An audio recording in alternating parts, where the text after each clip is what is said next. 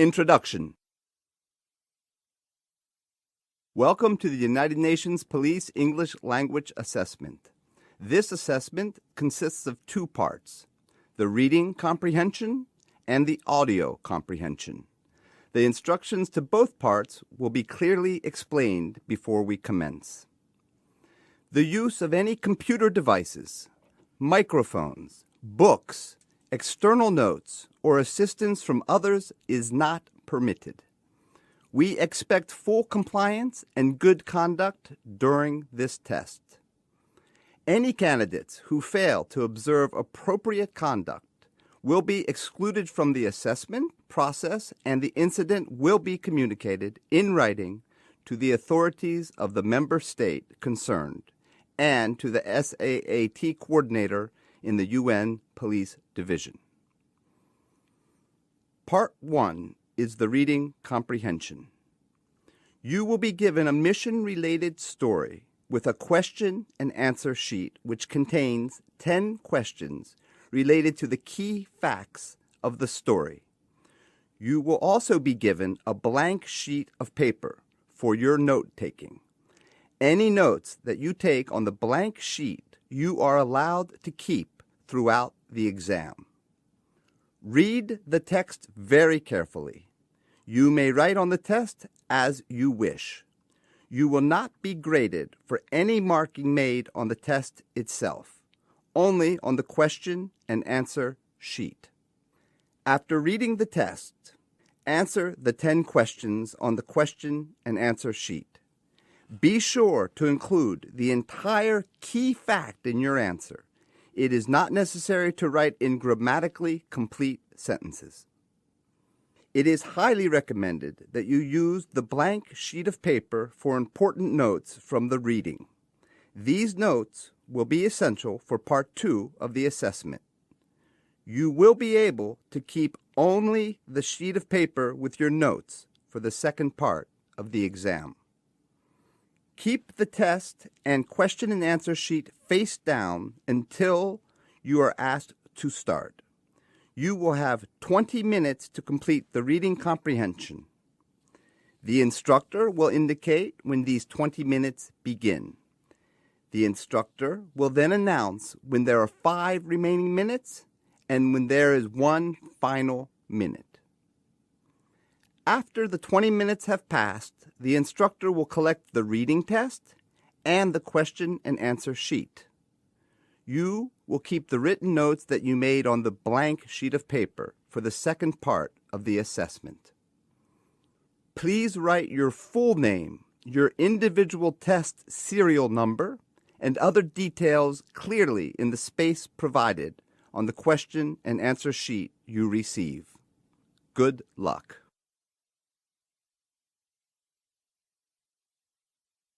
Introduction. This is the second section of the UNPOL Combined Language Assessment. It is divided into 2 parts. In the first part, you will hear one person describing the mission-related topic you have just read about in the reading comprehension. It will be introduced as the narrative.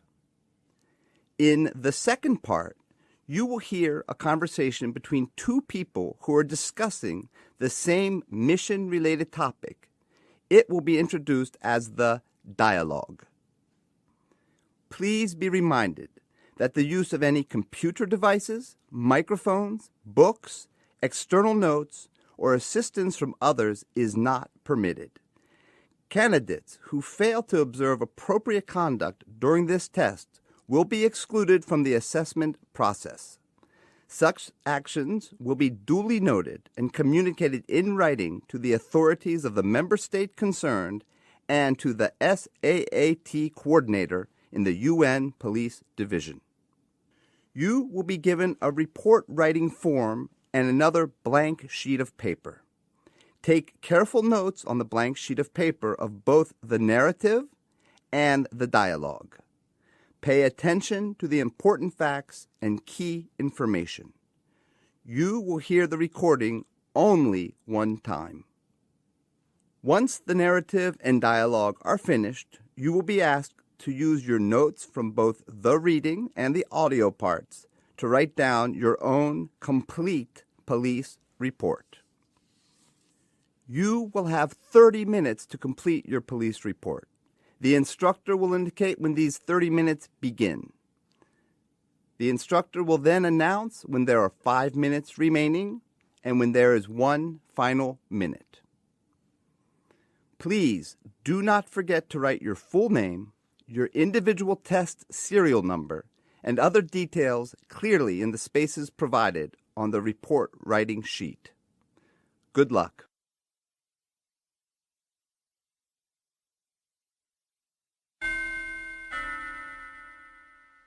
Narrative. With reference to the fatal traffic accident in City Market on 2 April 2012, the Harbell City Central Police Station commander was briefed by the duty shift leader of the progress in the case.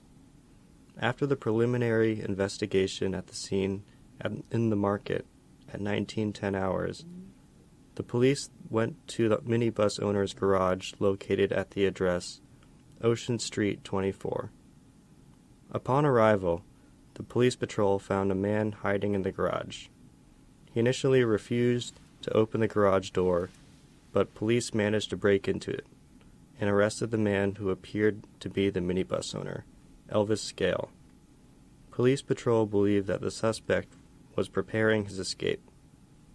As a result of a garage search, police found one unregistered Beretta pistol, one AK-47 submachine gun, and a box with mixed ammunition. Interrogation revealed that Elvis had stored the weapons since the wartime, as he was one of the unit commanders. He wanted to keep it just in case, because he did not believe that regular police would be able to maintain public order and peace in the communities. He stated that he had left the keys of his minibus with the conductor earlier, but that he did not expect his conductor to take a drive. When Elvis learned of the accident, he believed the police might search for him, and so he decided to escape. He was not sure of the conductor's exact whereabouts, but he recalled a conversation they had had together, in which the conductor talked about his cousin's 2-story white building where he resided in Freedom Square. The police patrol proceeded to Freedom Square and demanded access into the 2-story White House. When no response was received, they looked around the immediate area and saw a person running through the backyard. The police patrol chased and apprehended him. According to his documents and the description received earlier, the person was identified as John Masters, a 25-year-old minibus conductor suspected of committing the traffic accident which resulted in one fatality. Police could smell a strong odor of alcohol on him. Further tests revealed his blood alcohol content at the level of 0.15%. John Masters stated that one day before the incident, he had had a quarrel with his girlfriend residing near the market, who had blamed him for his inability to earn money and his inability to drive a car. The next day, when riding along with Elvis Scale, he decided to demonstrate his driving skills to her. By the time they arrived at the market, John had drunk almost a full glass of local rum from a flask he had with him. And when Elvis stepped out for dinner, John Masters admitted that he took the driver's seat and drove away. While moving toward the market exit, he lost control at one of the curves in the road and accidentally hit a man near the clothing shop. John then said he crashed into the wall of the shop. He got scared of the consequences and fled the scene immediately.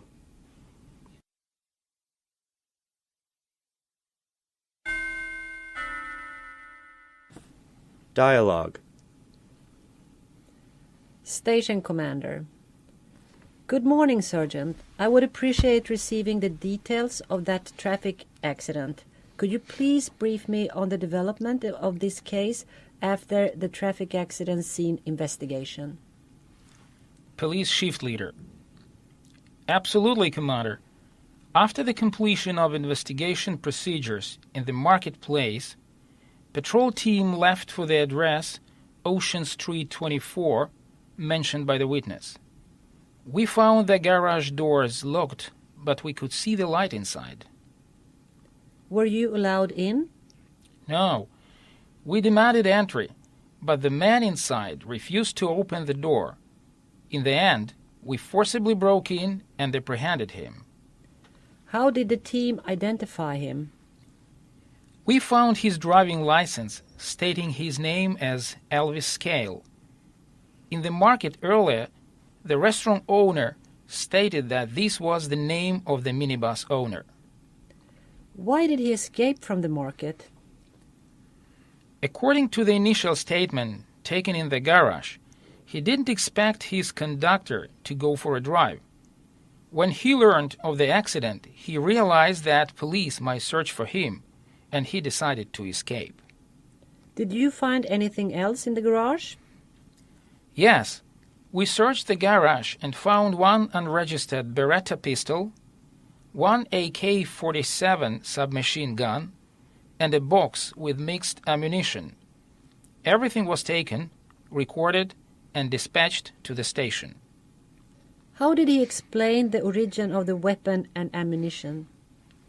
He said that he had been storing the weapon since the time of the war, as he was one of the unit commanders. He wanted to keep them just in case, because he didn't believe that regular police would be able to maintain public order and peace in the communities. Okay, what did you do after the dispatching him to the police custody? Before we did it, we asked Elvis if he knew the whereabouts of his conductor, and he assumed that John Masters could be at his cousin's house in Freedom Square. Are you talking about the big white house? Correct. The 2-story white house. We arrived there just when John was trying to escape through the backyard. When we got him, he was obviously drunk. Further lab test revealed that the blood alcohol content at the level of 0.15%. Why did he drive the minibus? He said that the day before the accident, he had had a quarrel with his girlfriend, who had blamed him for his inability to earn money and even drive a car. And what did he do? The next day, when riding along with Elvis Scale, he decided to show his girlfriend that he could drive. When Elvis stepped out for dinner, John, who was already quite drunk after drinking almost a full glass of rum, drove away. While driving towards her house, which was near the market, he lost control at one of the road curves and hit a man near the clothing shop and crashed into the wall of the shop. He got scared of the consequences and fled the scene immediately. Okay, Sergeant. Thank you for doing a good job. Make sure that all documentation is prepared properly for further proceedings.